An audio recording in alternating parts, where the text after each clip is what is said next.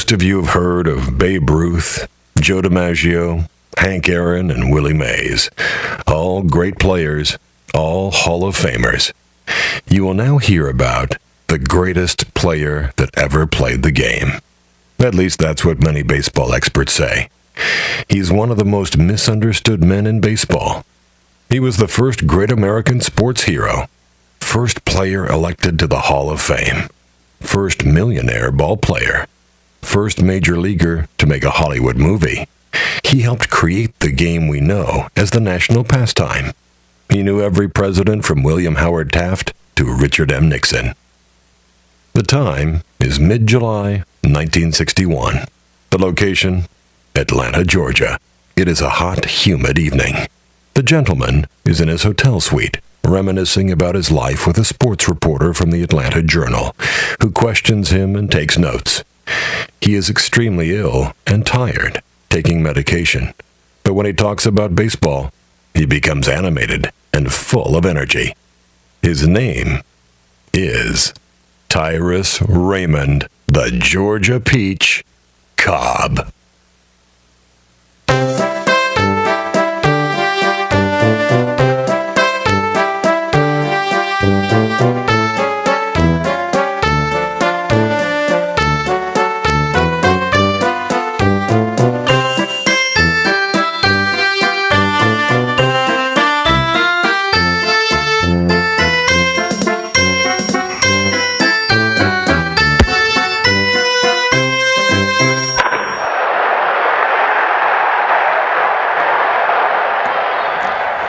Many years ago, a sports reporter asked me if I liked playing baseball. Hell no, I told him. I didn't like playing baseball. I loved playing baseball. Fact is, I love playing baseball more than anything in this whole wide world, except for my lovely wife and 5 beautiful children.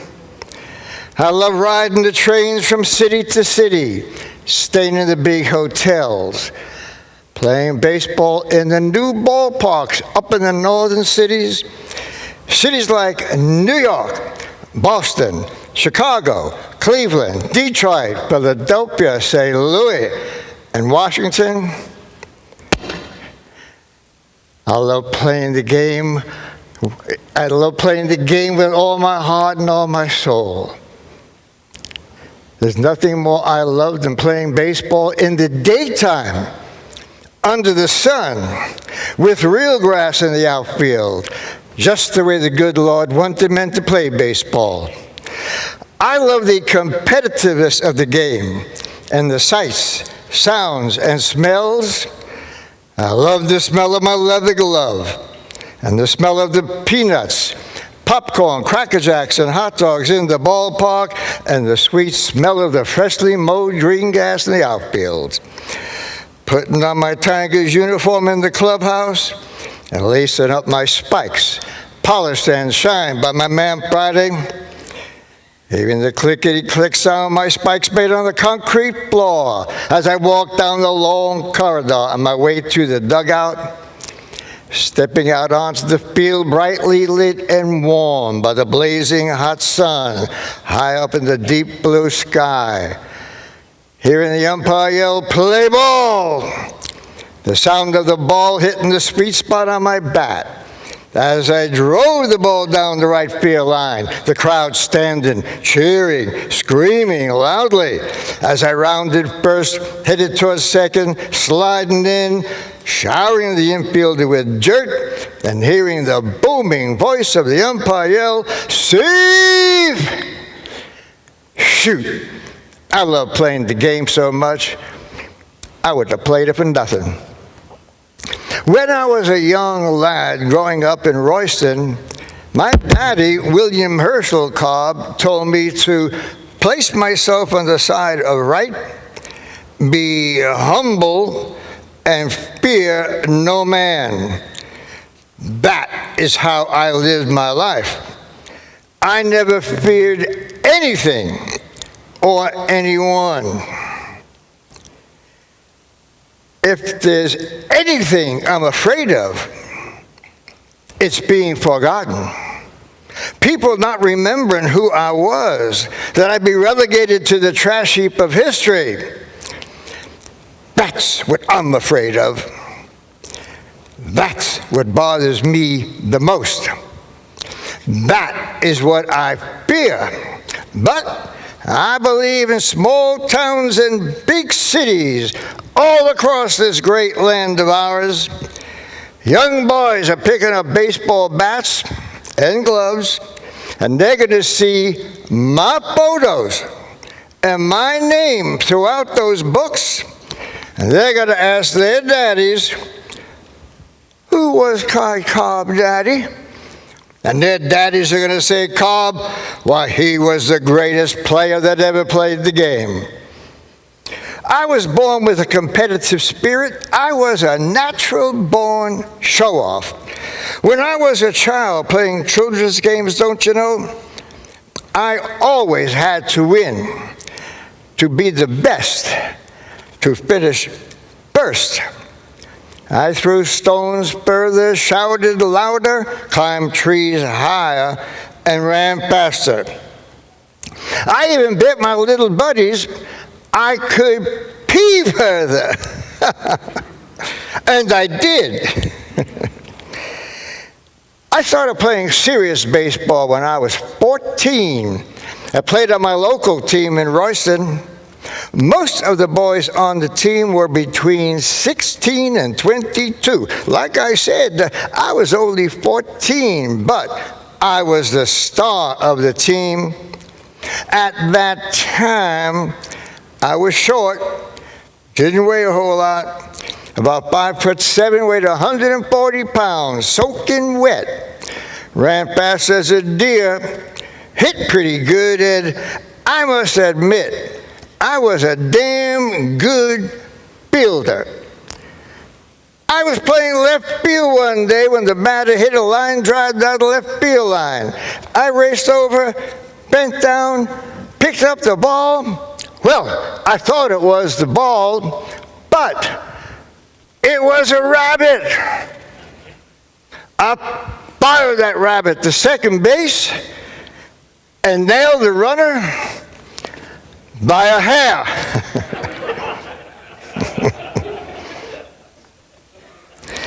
I made my major league debut for the Detroit Tigers on August 30th, 1905. Reached my full playing height and weight, 6'1", 190 pounds. As you all can see, I have shrunk a little over the years. I remember my first big league at bat like it was yesterday. I faced 41 game winner, that's right, 41 game winner, Jack Chesbro of the New York Highlanders. Later on, they became the New York Yankees, and Chesbro entered the Hall of Fame in 1946. The game was played at the Polo Grounds in New York City. Yankee Stadium hadn't been built yet. I strolled into the on-deck circle with 3 bats on my shoulder. No one had ever done that before. My teammates called me a hot dog, a show-off, don't you know? Not true. You see, when you drop to two heavy bats, the remaining one is light as a feather, making it easy to swing. I was always thinking of little things like that to give me an edge, don't you know? Chesbro was a spitballer. You all know what a spitball is? That's when the pitcher spits on the ball, rubs it up real good, gets it all wet and slippery. He then fires at you at 90 miles an hour. The ball flutters and flies like a drunken butterfly on the way to the plate, making it hard to hit. Damn hard. The majors banned it in the early 20s. I stepped into the batter's box brimming with confidence. His first pitch was a fastball at my head, knocking me on my butt. I heard him yell, "Welcome to the big league, boy," laughing his fool head off. I I got up, dusted myself off, stepped back into the batter's box, digging in a little closer to the plate. I yelled at him, "Is that the best you can do, boy? My sister throws faster than you." I stared that man down. No fear. No fear. You can't play baseball if you're afraid of getting hit by the pitch. I banged his next pitch over the center fielder's head, up against the fence for a double. I took my lead down the line and screamed at him, "I ain't afraid of you or any other pitcher in this damn league."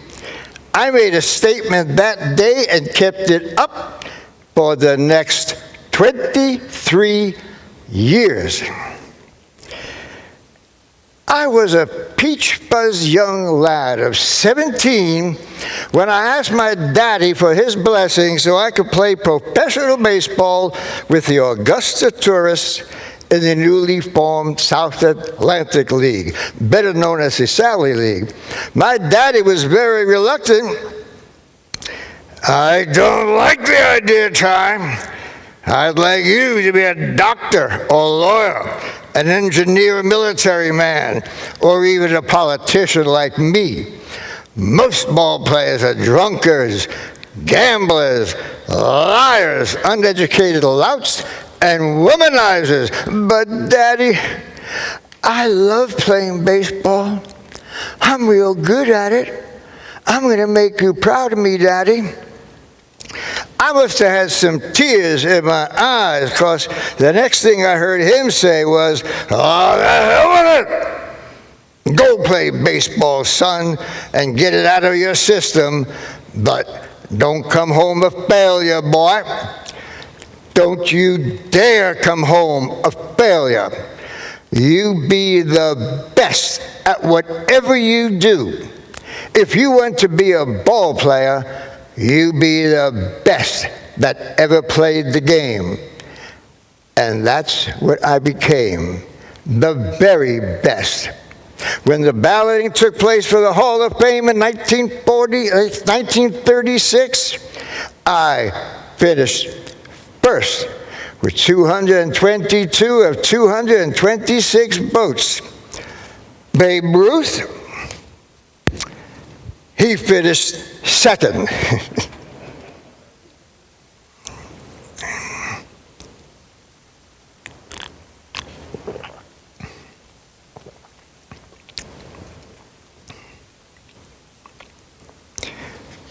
I was always being asked what was my approach to playing baseball. I approached baseball as a science and kept detailed notes on every pitcher and catcher. Baseball is as much a game of the mind as well as the body, brains as well as brawn. Yogi Berra used to say baseball is 90% mental and 50% physical. Yogi invited a few of my friends up to his house in Montclair, New Jersey. He gave them some instructions on how to find the house. He said, "When you all come to a fork in the road, take it." My friend Mickey Cochran told me he invited Yogi to have lunch with him at the elegant Mezzaluna restaurant in the upper 70s. Yogi said, "Mickey, nobody goes there anymore. It's too crowded." We played small ball to score runs. Hits moved runners up one base at a time. Sacrifice bunts were common. Teams like fast guys like me, because even though I wasn't the fastest guy in the league, I was the smartest. I studied the catchers. I knew their arms as well as my own. That's how I led the league in stolen bases 6 times, had 96 one year, 892 lifetime. You all know what the most difficult base to steal is? Home, that's right, home. I stole home 54 times without ever being thrown out. 5 times after reaching first, I stole second, third, and home in the same inning. No one in the entire history of Major League Baseball has ever accomplished such feats. Those records remain on the books to this very day. My manager, coaches, and teammates didn't like the way I held my bat. Hands way apart. Most batters choke up, but this gave me great bat control. I could pull the ball to right field, punch it to center, or slap it to left. If a pitcher threw at me, I hit a line drive right back at him, nearly take his head off. He never threw at me again the rest of his career. Did I tell y'all I won 9 consecutive batting championships between 1907 and 1915 and 12 championships over my career? I hit over 400 3 times. The last player to hit 400 was my good friend Ted Williams of the Boston Red Sox with 406 in 1941. I said to him, Teddy, I don't believe anyone will ever hit 400 again, and no one has. My critics said, but you'll never hit any home runs. Nonsense. I won the Triple Crown in 1909, leading the league in runs batted in, batting average, and home runs with 9. 9! They didn't call it the dead ball era for nothing. I'd like to tell you all what it was like for me growing up in the South. My daddy bought a 50-acre farm in Royston to supplement his income. Royston is located about 75 miles northeast of Atlanta. You all heard about Atlanta? That's the city that villainous Union General Sherman, William Tecumseh Sherman, burned to the ground. He then proceeded to march to burn every little village on his way through Georgia on his way to Savannah, where the good folk in that charming city wined and dined the general, persuading him to spare their charming city, which he did. You all may recall those scenes from the Academy Award-winning motion picture Gone with the Wind, starring my friends Clark Gable and Vivian Lee. Vivian was a beautiful woman. Despite the fact she was British, she played the role of a Southern belle, Scarlett O'Hara, as if she had been born and raised on a plantation in Atlanta. She won an Oscar for her performance. Unfortunately for me, she was married to that great British actor, Lawrence Oliphant. Laurence Olivier, thank you very much. It was on that farm I developed a close relationship with my daddy, grew strong working on the farm, and played baseball whenever I could. Let me tell you all about my daddy. I loved my daddy. I worshiped the ground he walked on. He was God, as far as I was concerned. Thanks to my daddy, I became the best player that ever played the game. He was the greatest man I ever knew. He was a farmer, church deacon, mayor, newspaper editor, philosopher, scholar, state senator, and teacher. He was a saint. I also love my mother, Amanda Chitwood. She was from a prominent Georgia family. Mama was a beautiful woman with charm, grace, warmth, and wit. She married my daddy, William Herschel Cobb, when she was only 15 years old. That was quite common in the South in those days. Daddy was 20. I had a vivid imagination as a youngster. I used to imagine the President of the United States coming out to watch me play.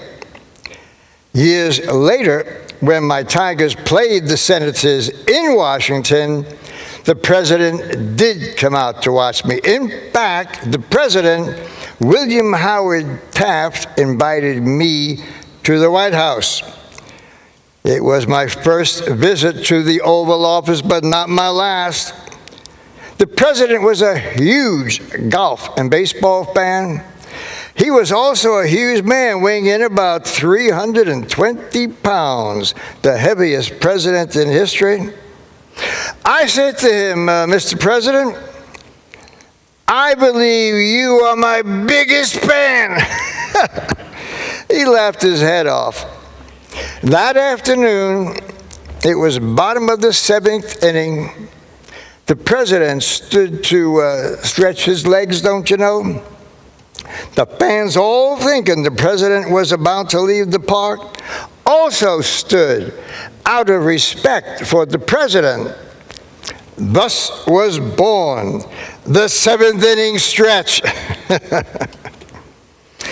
Now, some people say I used to call myself the greatest player that ever played the game. Hogwash! I am way too humble to ever make such a grandiose statement of that kind about myself. I leave it to others to make kind and generous assertions of that nature. My good friend and hunting partner, one of America's greatest authors, don't you know, Ernest Hemingway, he called me the greatest player he ever saw. He called me tough as a matador. When a reporter asked Babe Ruth who he thought was the best player he ever saw, the Babe said Ty Cobb, without a doubt. He could perform magic with his bat. No one ran the bases like Cobb, and he was a damn good builder. I used to golf with Ike, you know, General Eisenhower, President Dwight D. Eisenhower. We were putting on the fifth green at Augusta, where they play the Masters, don't you know? I said to Ike, I said, Mr. President, if I had been a younger man, I would have joined your troops on D-Day. You know, the day we invaded France, June 6, 1944. The President looked me in the eye and said, Ty, I would have sent you to that beach alone. And you would have whipped the Germans all by yourself. We laughed our heads off. The President called me the greatest player he ever saw.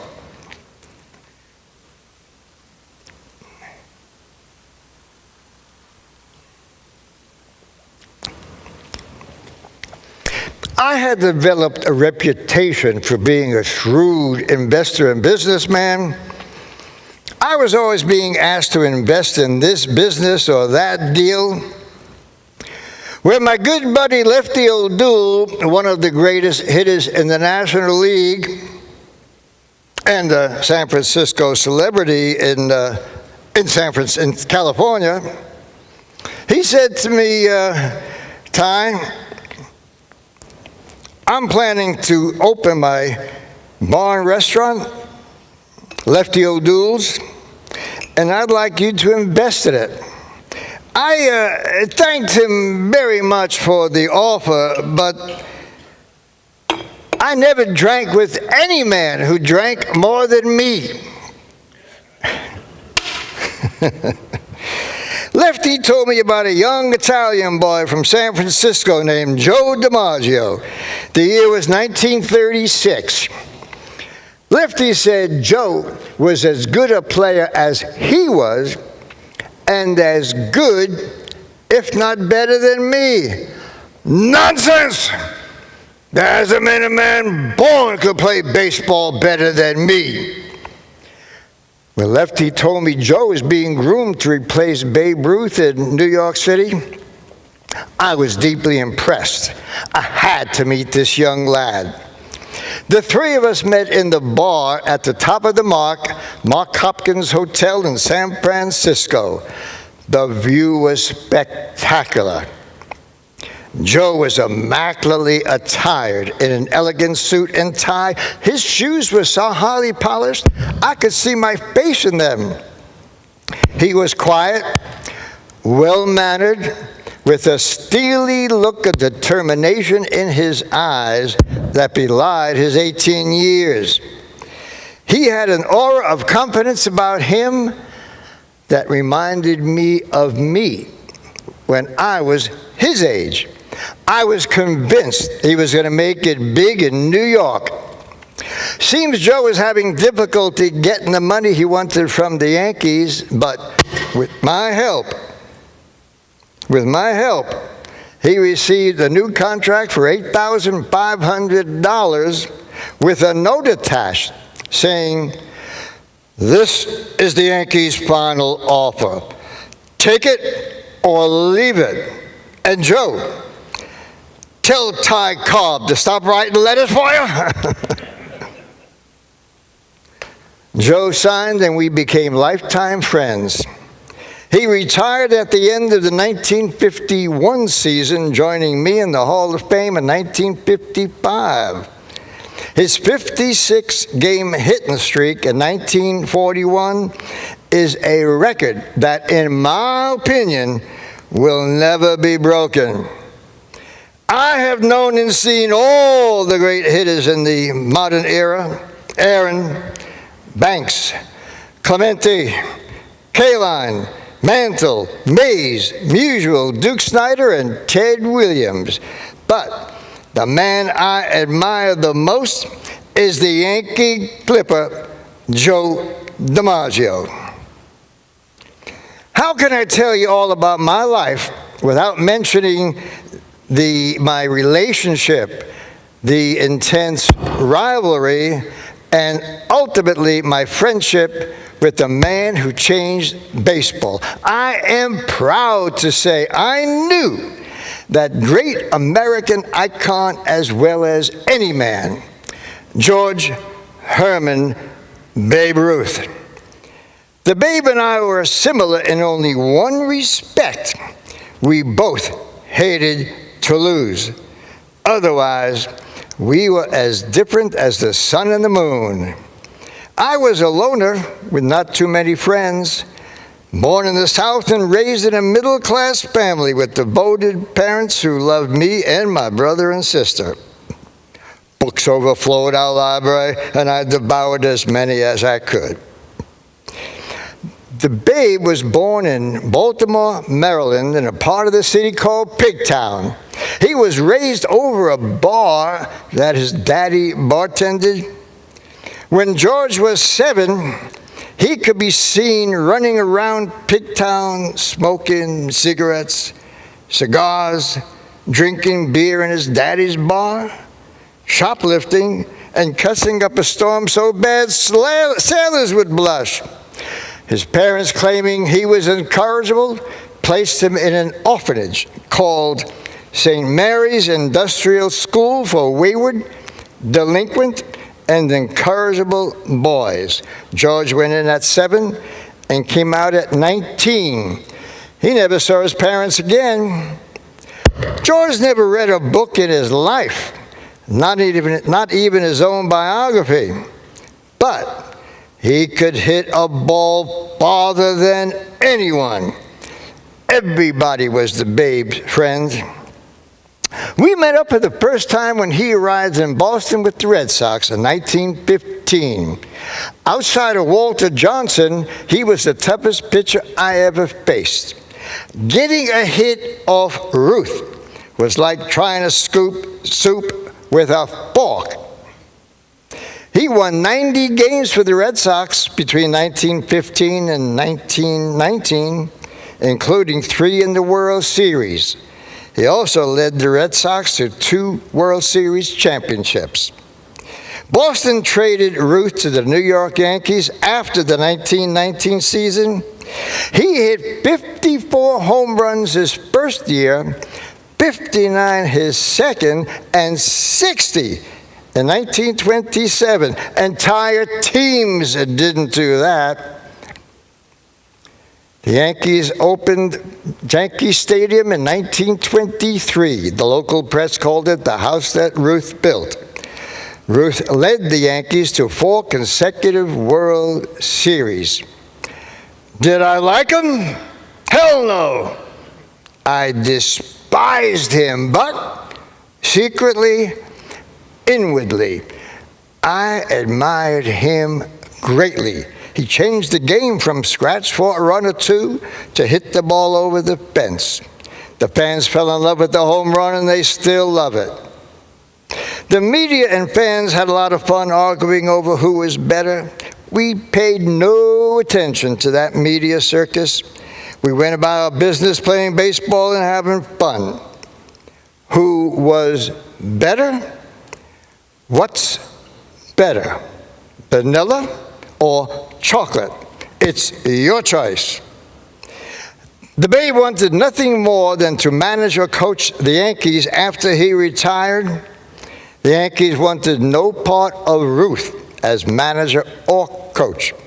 I believe he was jealous over the fact that I was a player manager for my Tigers from 1921 to 1926. After he retired, we became good friends. We fished, went hunting, and played lots of golf. In early 1943, a high-ranking general called us and asked if we would play a best 2 out of 3 golf tournament to raise money for the Pentagon. We agreed and raised millions for the military. I beat the Babe twice, proving once and for all I was a better athlete. The great man passed away in mid-August 1948 due to cancer. I was part of 500,000 people who showed up in New York City to pay final respects for the Sultan of Swat. The country had a moment of silence, and President Harry Truman said a few kind words for the Bombito. In St. Patrick's Cathedral, I looked down into his open casket and wept as I said goodbye to my friend, the great George Herman Babe Ruth. Is it true I was baseball's first millionaire ball player? Yes, it is. In my early days with the Tigers, I hung out with some stockbrokers who drank at a downtown Detroit watering hole. I gave them some inside baseball gossip, signed some balls and photos. They gave me tips on the stock market. I took what little I earned and started investing in some upcoming corporations like General Electric, R.J. Reynolds Tobacco, U.S. Steel, and the small motor car company that gobbled up other small car manufacturers and eventually became General Motors. My big break, the one that earned me millions, came about in the early 20s. A good friend of mine from Atlanta, Mr. Robert Woodruff, he told me his company was buying a small soda pop company in Atlanta and I should invest in it. The company was Coca-Cola, that's right. I invested $10,000 and eventually owned 10,000 shares, valued at a little over $4 million.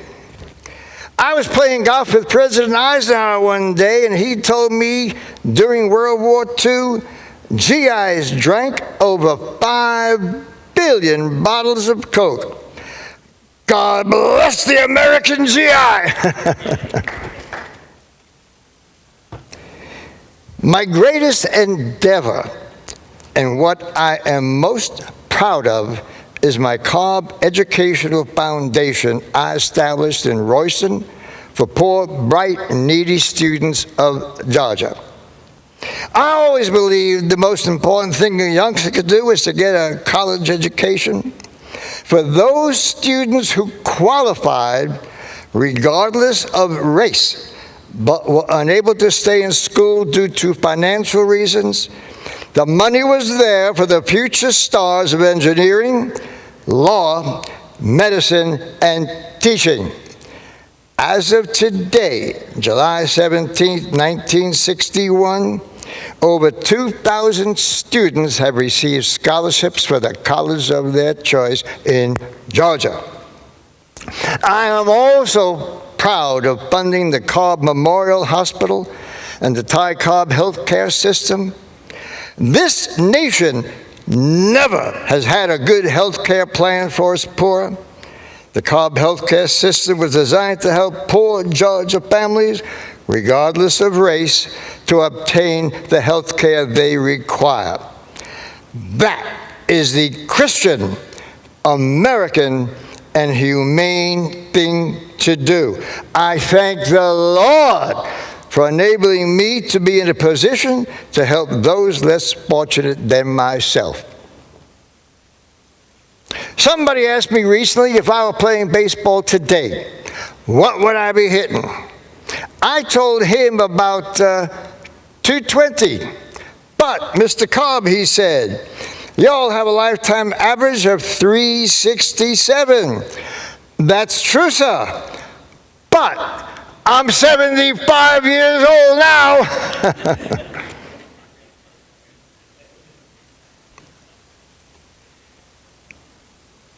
Am I at peace with myself? Yes, I am. I always believed the good Lord wanted me to be the best I could be. I vowed to do just that, and I kept my promise. Having loved the Lord with all my heart, mind, body, and soul, despite my weaknesses and frailties, I believe the good Lord loves me. I am now prepared to meet my Maker. I only hope my Maker is prepared to meet me. I was always being asked what number I wore on my uniform when I played. Players didn't wear numbers on the uniforms in those days, but if we did, I would have worn 23. You see, I read my Bible daily, and the 23rd Psalm was my favorite. The Lord is my shepherd, I shall not want. He makes me lie down in green pastures. He leadeth me beside still waters. He restoreth my soul. He guides me in paths of righteousness for his name's sake. Even though I walk through the valley of the shadow of death, I will fear no evil, for God is with me. His rod and his staff, they comfort me. He prepares a table before me in the presence of my enemies. He anoints my head with oil.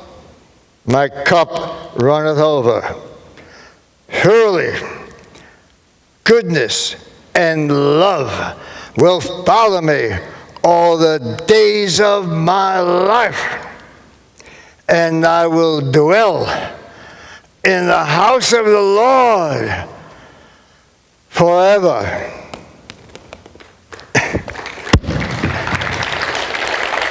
Thank you. Thank you, thank you. Thank you. Thank you very much. I'd like to let you know the Ty Cobb press conference is open. If you all have any questions you would like to ask Mr. Cobb, fire away. And if you don't have any questions, that's cool. That's okay, as they say. So thank you once again very much, and enjoy the rest of the day. Thank you.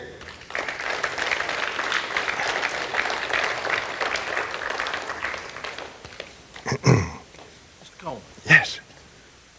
I want to thank you for coming out today. Thank you, sir.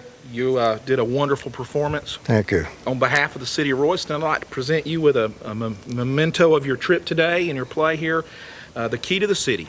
Thank you very much, sir. It's an honor and a pleasure to be here once again in Royston, and I thank you very much for the lovely gift. Thank you, sir. Thank you.